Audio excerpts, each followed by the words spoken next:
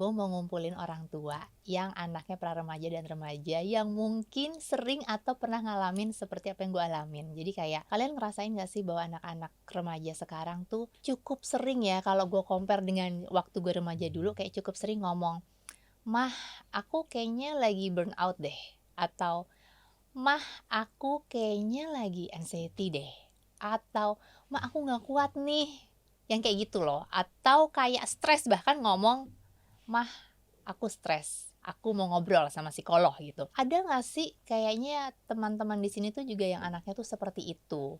Karena kalau misalnya kayak gue lihat-lihat, kok kayaknya nih anak-anak sekarang cukup sering ya mengatakan hal itu. Nggak cuma anak gue. Anak gue nggak sering sih, tapi kayak banyak teman-teman gue yang juga ngomong kalau, oh iya anak gue juga suka nyeplos seperti itu gitu. Selamat datang kembali di Kasur, Kisah Asuh Remaja, ngobrol santai tentang seriusnya jadi orang tua dari anak pra-remaja dan remaja, bersama saya Via. Dan saya juga Ai. episode kali ini kita tuh mau ngebahas mengenai tanda-tanda depresi pada anak, atau misalnya anxiety atau overthinking atau self esteem rendah yang mungkin tidak disadari oleh kita nih, para orang tua. Kadang-kadang sebagai orang tua kita suka mikirnya, lebay kali ya nih anak ya gitu. Nah, tapi sebenarnya nggak lebay, emang mereka mengalami hal itu. Jadi tanda-tanda seperti apa yang harus kita waspadai sebagai orang tua, dan gimana kita harus menindaklanjutinya, kita akan obrolin di episode kali ini. Di segmen apa, Ai? Bantal, bincang santai bareng ahli. Hari ini saya dan Via tentunya nggak sendirian. Kita ditemenin sama Hai Mbak Hesti. Halo Mbak Ai, Mbak Via. Halo, Mbak. Ketemu lagi ya. Mbak Hesti adalah seorang psikolog anak, remaja, dan keluarga yang hari ini akan nemenin kita untuk ngobrolin bareng soal tadi ya, self esteem, anxiety, overthinking yang sering dialami oleh anak-anak pra-remaja dan remaja kita nih di saat ini. Apa kabar Mbak Hesti? Alhamdulillah, baik, sehat. Ini baju udah ganti ya. Tapi kan ini kita memang kaos ini ya.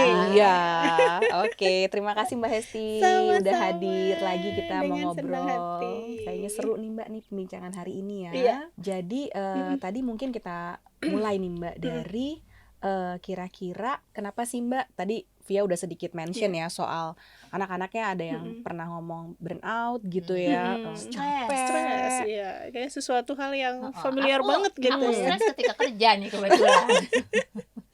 Sementara apakah ini nih, apakah kita ngerasa ini tuh memang lebih dari yang kita alami waktu kita remaja gitu ya, ataukah ini jadi sesuatu yang big deal dan ke blow up karena ada social media misalnya, jadi kayak kita sering dengar, anak-anak sering lihat, terus gone viral gitu ya, ataukah ada tekanan lain yang membuat anak-anak ini menjadi lebih rentan terhadap mental health issues gitu. Iya. Menurutmu bagaimana Mbak? Iya sih, memang kalau bicara tentang kesehatan mental, sepertinya anak-anak sekarang itu atau remaja sekarang itu memang lebih familiar gitu ya, apalagi dengan istilah-istilahnya overthinking lah, anxiety, depresi dan sebagainya. Karena tidak bisa kita pungkiri bahwa dengan perkembangan teknologi, informasi juga semakin lebih mudah diakses ya, semakin luas juga. Kemudian juga banyak beberapa penelitian-penelitian berkaitan dengan kesehatan mental juga dilakukan, sehingga memang ada satu kondisi-kondisi tertentu yang dulu mungkin tidak ada penamaannya, sekarang ada penamaannya gitu ya. Ya, itu secara keilmuannya. Tetapi di sisi lain juga pastinya remaja di waktu kita dengan remaja di saat ini itu juga pastinya berbeda, lingkungan berbeda, tuntutannya berbeda, sehingga memang lebih rentan. Tadi benar banget dari apa yang disampaikan Mbak Via sama Mbak Ai ya gitu. Salah satu contohnya adalah faktor-faktor yang menyebabkan tadi lebih rentan. Pertama, kayak tadi informasi sosial media. Zaman dulu ya kita informasi bisa mengakses itu ya melalui koran, bikin clipping gitu ya, hanya sebatas itu. Terus misalkan internet aja belum gitu. Jadi ya kita terbatas informasinya itu sesuai dengan apa yang ada di lingkungan sekitar kita gitu ya. Mungkin dengan informasi apa yang disampaikan itu juga mungkin nggak dapat dari info dari para ahli yang mungkin melakukan penelitian apa, mungkin kita belum bisa bisa mengakses itu gitu, atau Mhm. terbatas sekali aksesnya, sehingga ya aksesnya apa yang disampaikan oleh orang tua ya itu kita dengar ya gitu, ya itu yang kita ikutin, mungkin informasi dari guru seperti Yang itu. udah jelas sudah di-screening tuh, udah Ya sudah disaring. di-screening Iya. gitu ya. Jadi memang terbatas sekali di waktu Oke. kita. Jadi memang nggak bisa disamakan dengan kondisi tuntutan remaja di saat ini.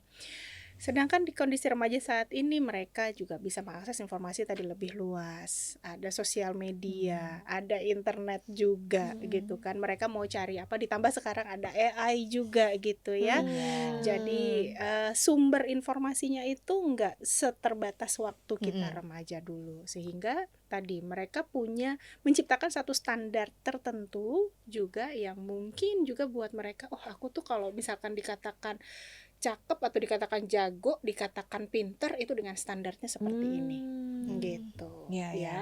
Karena itu tanpa kita sadari ya gitu, itu kadang masuk informasi-informasi seperti itu. Kemudian juga anak-anak sekarang, generasi sekarang ini juga dengan tuntutan akademik mungkin juga lebih tinggi ya, lebih besar gitu dibandingkan kita dulu gitu kan. Melihat buku pelajaran sekarang ya, dibandingkan mungkin sama-sama kelas 1 SD deh. Kalau dulu kan kelas 1 SD kita masih belajar mungkin ABC, masih belajar ini Ibu Budi dan sebagainya gitu ya.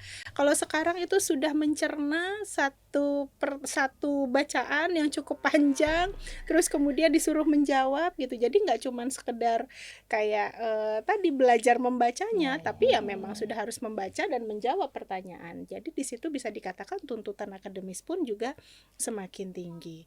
Ditambah dengan di level-level yang berikutnya gitu ya, di pendidikan yang berikutnya. Kemudian juga waktu jeda atau waktu istirahat anak. Kan kita sama nih jatahnya, nggak ada yang satu hari 26 jam, nggak ada ya. Sama kita 24 jam semua. Sementara ingat nggak kalau dulu waktu SMA aja deh, pulang sekolah jam berapa? Aku masuk siang, itu aja masuk siang, masuk Masuk setengah siang, 1, pulang jam 6. Pulang jam 6, berarti kan ya kurang lebih sekitar 5,5 jam Iya. gitu ya. Paginya Iya, santai lagi pagi kan. santai gitu kan. Iya, jadi kalau sementara anak-anak sekarang pagi harus berangkat jam berapa? Pulang udah sore. Terus dengan macetnya ya Mbak mungkin Belum ya. dengan macetnya, dengan kondisi stressful kan. Jam 6 sudah harus berangkat. Setengah 6 itu sudah, walaupun masih ngantuk-ngantuk mungkin gitu ya, tapi ya memang harus berangkat ke sekolah karena tadi ada perjalanan ke sekolahnya yang memang memakan waktu cukup panjang seperti itu. Atau tadi biar nggak kejebak macet juga kalau kita. Jadi di sini memang tuntutan untuk kesiapan secara fisik, mereka menjaga daya tahan mereka untuk melakukan aktivitas sepanjang itu dengan mungkin jeda aktivitas yang bisa dikatakan minim ya, seperti itu. Jadi Ananda ya dengan usianya yang masih remaja gitu ya, ya bisa dikatakan berbeda juga kan dibandingkan yang kita dulu gitu. Ibaratnya kalau dulu masih yang tadi mungkin ada yang masuk siang, masuk pagi, kalaupun misalkan masuk pagi pulang jam 1, terus masih bisa ekskul, masih bisa yang ikut olahraga sama-sama dan sebagainya kan ya gitu. Kalau untuk anak-anak sekarang kan semakin kompetitif juga ya. Semakin kompetitif, waktunya itu juga semakin padat, aktivitas mereka gitu ya. Ditambah juga yang menjadi hiburan mereka apa sih? Gadget lagi kan gitu. Yang mana paparan gadget ini kan juga Tadi tuh poin pertama tuh. Poin pertama itu seperti itu. Jadi memang hal itulah yang saat ini menjadikan kondisi mental remaja itu juga menjadi lebih rentan karena pressure-nya kan juga berbeda begitu. Oke, jadi berarti dunia tempat mereka tumbuh yang memang berubah dibanding zaman kita dulu, yang pada akhirnya membuat kondisi mental mereka juga lebih mudah stres gitu kan. Lebih mudah stres, lebih rentan tadi, betul. Jadi menjadi istilah kalau di dalam dunia psikologi mungkin menjadi faktor resiko ya gitu terjadinya kondisi-kondisi gangguan mental seperti itu. Nah, Mbak, tadi aku sempat mention mengenai anxiety. Ini kan salah satu kata tuh yang cukup sering didengar, diucapkan ya oleh anak-anak remaja ini. Sebenarnya kalau kita ngomongin tentang anxiety pada anak remaja itu tuh seperti apa sih gitu loh. Terus Mhm. gimana kita bisa ngelihat level, oh ini masih ada nggak sih anxiety yang level normal, gue nggak tahu kan ya. Iya, iya, iya. Atau ada yang oke ini normal, ini udah nggak normal, dan harus gimana nih? Oke, ya anxiety atau anxious gitu ya. Sebenarnya ini istilah yang dari dulu pun sebenarnya sudah ada gitu ya. Cemas gitu Cemas. istilahnya ya. Mm-mm. Cemas, Jadi bahasa Indonesia nervous kita nih. gitu. Cemas, nervous, Cemas, kamu kan nervous nervous. gitu kan. Sebenarnya kalau bicara tentang tadi cemas, nervous, khawatir, anxious gitu ya, itu sebenarnya sesuatu hal yang secara umum atau secara normal pun ada. Misalnya kayak kita mau ujian gitu ya, wah itu deg-degan, nervous kan gitu ya. Terus kemudian mau presentasi misalnya gitu ya, sama tuh ada perasaan cemas juga yang dirasakan. Terus tadi ada khawatir nanti nilainya gimana gitu ya. Jadi itu memang sesuatu hal yang wajar seperti itu, karena itu menjadi bagian dari emosi yang dirasakan juga. Oke. Ya, tetapi di sini si cemasnya ini kan ada yang cemasnya tadi situasional yang ibaratnya karena tadi mau ujian. Setelah Oke. ujiannya selesai masih cemas nggak? Udah enggak kan gitu ya. Setelah presentasi masih cemas nggak?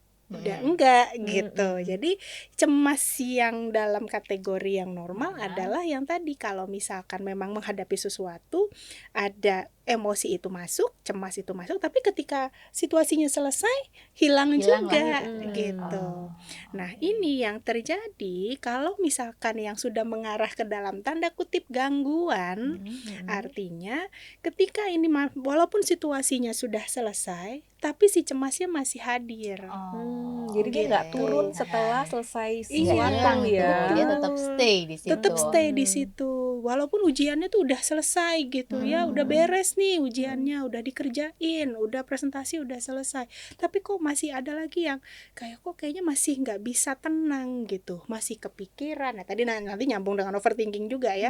Jadi masih kepikiran, masih kayaknya khawatir nanti nilainya gimana, dan itu terus menerus. Bahkan kadang muncul di situasi yang tidak diinginkan juga gitu ya, yang bukan sesuatu yang aku mau cemas, enggak gitu, yang tiba-tiba aja muncul seperti itu, tidak sesuatu yang tidak direncanakan gitu ya, si kecemasan ini muncul seperti itu. Jadi memang berkaitan dengan kecemasan pada remaja, ya ini mungkin yang juga banyak dialami para remaja. Tetapi di sisi lain kita pun juga perlu mengedukasi juga ya buat anak-anak remaja kita bahwa tidak semua rasa cemas itu adalah menjadikan satu gangguan cemas gitu ya, si anxiety, si kecemasan ini gitu ya. Tidak sama dengan gangguan kecemasan. Betul gitu. Karena kalau gangguan kecemasan ada kriteria-kriterianya gitu ya. Misalnya tadi secara berlangsung secara terus-menerus. Terus kemudian secara frekuensinya mungkin juga sering muncul. Durasinya lama gitu ya. Intensitasnya mungkin kalau yang cemas biasanya kalau kita nervous itu tadi mungkin deg-degan gitu ya. Tapi kalau sudah mengarah ke gangguan benar-benar kayak energinya tuh nggak ada gitu. Jadi frekuensi, durasi, intensitasnya dari kondisi si cemas ini kayak gimana? Frekuensi, durasi, intensitas. Iya, itu. Rumusnya tiga itu rumusnya ya. nih. Nanti ujian kita ada ini. Ujian ada. SKS nih kita kalau masuk fakultas psikologi. Oke. Iya, seperti itu. Oke, jadi itu cara membedakannya ya Mbak ya. Nah ini jadi makin menarik nih, karena kan tadi kan juga bersinggungan dengan si overthinking, anxiety sama overthinking. Bestie apa sobi nih kan ya mungkin ya. Benar. Jadi ketika kita tadi bahas anxiety. Nah, overthinking sendiri Mbak, itu apakah bagian dari si anxiety? Apakah ini dua hal yang bersinggungan? Itu atau seperti apa sih Mbak? Karena biasanya mereka tuh berdekatan ya gitu. Dan kalau misalnya overthinking di remaja itu yang paling sering nih muncul yang berdasarkan pengalaman Mbak Hesti sendiri itu seperti apa sih Mbak? Oke, iya, overthinking dan kecemasan ini gandengan. Ya, jadi overthinking ini adalah satu proses bagaimana pikiran itu mengontrol si perasaan yang muncul, si kecemasan yang muncul itu tadi. Makanya kan kalau misalnya, kenapa saya bilang gandengan, misalkan nih, ketika berhadapan dengan situasi, Kan kita melihat bahwa aduh ini situasi nanti misalkan presentasi misalnya gitu ya, anak remaja mau presentasi di kelas gitu. Aduh nanti dilihat sama teman-teman, dilihat guru, dinilai dan sebagainya gitu ya. Otomatis perasaannya muncul dong, ada si cemasnya itu tadi muncul. Nah, kemudian pikiran nanti akan bilang lagi, udah nggak usah cemas, tapi nggak bisa ngilangin gitu aja si cemas ini gitu ya. Kepikiran nanti kalau misalnya temennya tanyanya yang aku nggak bisa jawab gimana? Nanti kalau misalnya, wah banyak tuh pertanyaan-pertanyaan mulai yang dia muncul tuh. gitu. Akhirnya padahal si pikiran ini kan pengennya ngontrol, udah nggak usah cemas gitu ya, udah nggak apa-apa, tenang aja gitu kan. Tapi kan nggak bisa begitu gitu. Jadi sebenarnya si overthinking ini adalah proses si pikirannya tadi ya, berkaitan dengan gimana sih caranya untuk mengontrol si cemas itu tadi. Tapi karena cara tadi mengontrolnya itu juga udah nggak boleh cemas ini ya, tapi yang ada malah semakin gitu. Karena apa yang kadang-kadang kita lawan itu malah jadi semakin naik ya Mbak ya. Iya, betul, Perasaan betul, gitu ya betul. kadang-kadang. Itu berhubungan dengan itu Berhubungan juga dengan berarti itu ya, Mbak juga. ya? Dan bahkan mungkin anak-anak remaja itu juga untuk menamai emosinya, apa yang dirasakan ini juga mungkin bingung tadi ya. Gitu. Terus kemudian apa yang menjadi penyebab sampai ngerasain kondisi kayak gini kan juga kadang juga masih perlu kita arahkan juga seperti itu. Jadi ya memang ya tadi saling berkaitan antara anxiety sama overthinking ini tadi gitu. Bisa cemasnya memunculkan overthinking, semakin overthinking semakin cemas. Iya, makanya gandengan terus mereka Benar ya berdua. ini. Sobi nih. Sobi. Ketika itu dia merasa I'm not good enough. Iya. Ya padahal dia hanya sedang melewati satu kesalahan misalnya, tapi dia langsung judging bahwa dirinya not good enough. Follow terus IG kita di Kisah Asuh Remaja _kasur dan juga YouTube kita. Kalau misalnya nanti ada topik-topik yang pengen dibahas, bisa di komen supaya kita angkat ke episode berikutnya. Oke, dan jangan lupa like, share ya, subscribe ya, supaya tolonglah hargai usaha kami ini yang membuat topik-topik yang menarik ya untuk kalian. Nggak ada yang untuk kami juga kok. Oke, kalau begitu masih tetap di Kasur, Kisah Asuh Remaja, ngobrol santai tentang seriusnya menjadi orang tua dari anak pra remaja dan remaja. Dah.